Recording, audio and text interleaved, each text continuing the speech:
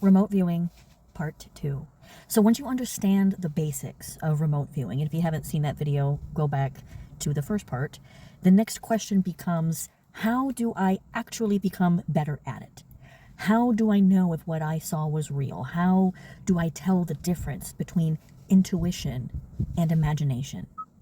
How do I stop my mind from taking over? For most people, the hardest part of remote viewing is not receiving the information, okay? It's recognizing it before your mind starts to interfere. And that is where things like signal and overlay come in. Signal is the raw, intuitive information that comes through before your mind starts trying to explain it to you.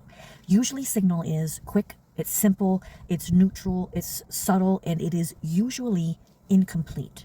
So it might come through as blue, cold, metallic, open, rough, round, windy, bright, still.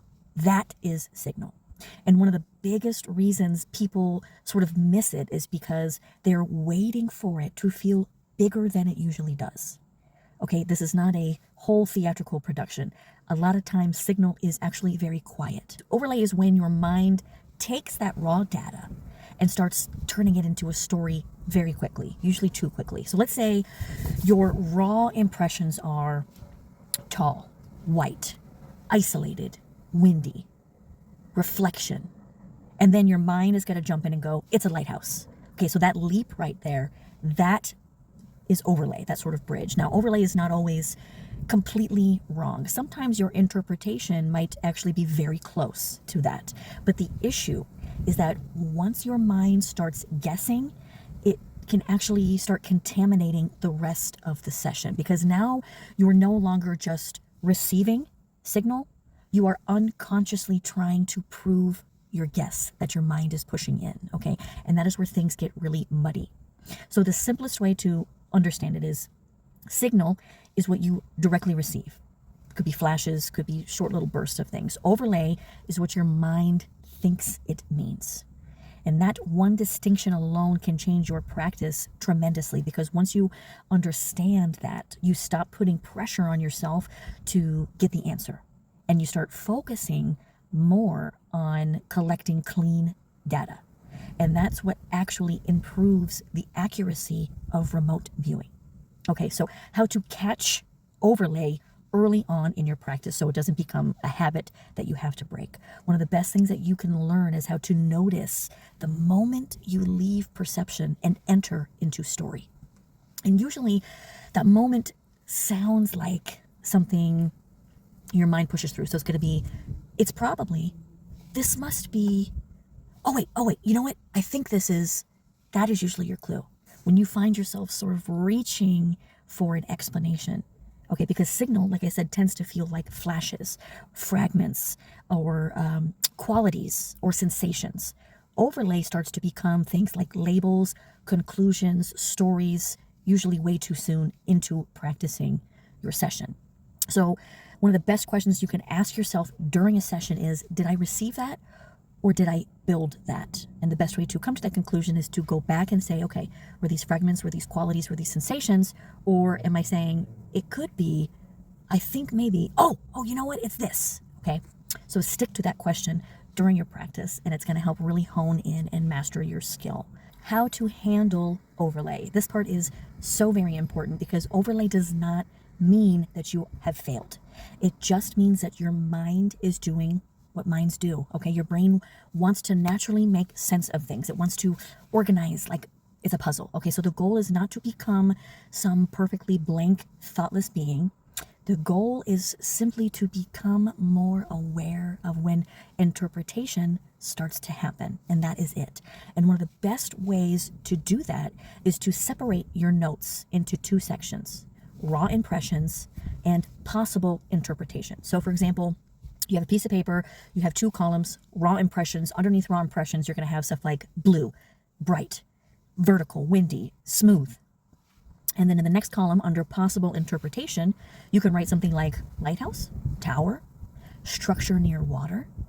That one habit alone is going to sharpen your sessions quite a lot. Now let's talk about accuracy. One of the biggest things that I need to say here is accuracy usually improves when you get cleaner, not when you try harder. Because the issue is not often that people can't do it. The issue is usually that they're overthinking, they're overreaching, they're second guessing, or they are trying too hard to be correct. If you want to improve your accuracy, here is the biggest thing that's going to help. Trust the first hit the most. Your first impression is often cleaner than the 5 thoughts that come in after it. Okay, so if your first hit was cold, and then your mind starts building a whole story around it, the cold was probably more useful.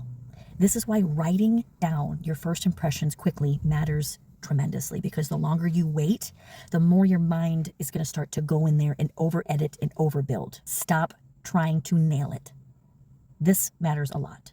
The more desperate that you are to be right, the more noise you usually create, because at this point you are no longer in observation, you are in performance, okay? And performance energy muddies perception very quickly. So a much better mindset here is going to be saying something like, let me notice what's here, not let me prove that I can do this.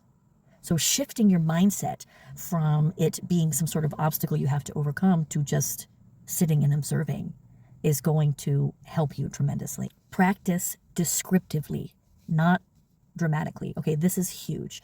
A lot of people want to jump straight into, it's a castle, it's a plane, it's a rundown old building, it's a person. And a lot of times you may get a direct hit like that.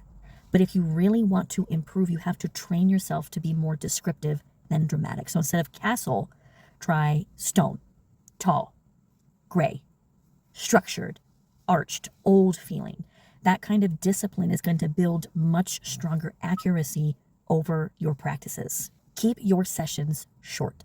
This is very underrated. A lot of people think that longer sessions mean better results.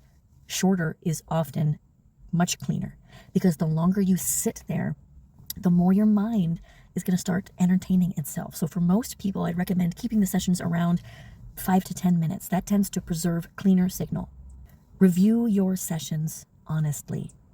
After a session, don't just ask, was I right? That's going to completely change the mindset in this practice. Ask yourself, what part of this was signal? What part of this was overlay? What came through first? And what felt built? That is how you start learning your own intuitive language. And that is where a lot of your growth is going to happen, is in these little sort of nuances, in these little tiny details. How to practice more effectively. Talking about how to actually practice in a way that helps you improve. One of the best methods is still blind targets. That just means that you are practicing with something that you have not seen yet. Because if you already know the target, your mind is going to start filling in the blanks immediately. So blind targets could be a random photo, could be a hidden object, could be a place, or a numbered target that you do not know in advance. Okay, and when you practice, it helps to choose targets that are very visually distinct from each other. So instead of practicing with 10 things that all look the same, choose things that are wildly different. A waterfall, a bridge, a Ferris wheel, a red barn, a snowy mountain, a pogo stick. So that contrast is going to make it easier to train your perception. Really clean structure. Here's a very simple one. Step 1, write the target number. Step 2, take 2 or 3 slow breaths to ground yourself. Step 3, write your first raw impression immediately. Step 4, use the simple categories that we talked about in the first video. Color, shape, texture, environment, movement, tone. Step 5, do a quick sketch if you want to. That's not completely needed. Step 6, write your possible interpretations separately. We keep that separately from the signal. Step 7, reveal the target. Step 8, review honestly. That is a really solid practice structure. It's simple, it's clean, and it is very effective. One big accuracy shift here is to stop expecting signal to arrive in only one way. A lot of people think that they should be receiving everything visually. That is just not true. Okay, you might actually receive best through body sensation, atmosphere, could be temperature, texture, emotion, spatial sense, or just knowing, that claircognizance. A lot of times people's claircognizance becomes very, very sharpened during these practices. So if you keep waiting for some perfect visual image to come through, you might accidentally ignore the way your intuition is already communicating. Because part of getting more accurate is also learning how you receive. Not everybody receives the same information the same way. So if you're practicing remote viewing and your mind keeps jumping in, that does not mean that you can't do this. It just means that you are learning the difference between receiving and constructing.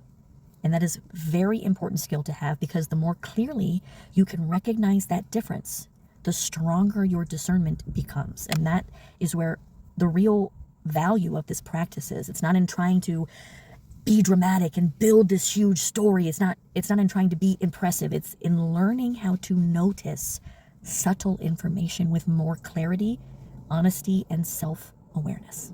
If this helped you, let me know. And if you want, I can also make a part 3 where I go deeper into things like symbolic hits, body cues, common mistakes, and a lot of times the difference between remote viewing and astral projection, because a lot of you have those two confused.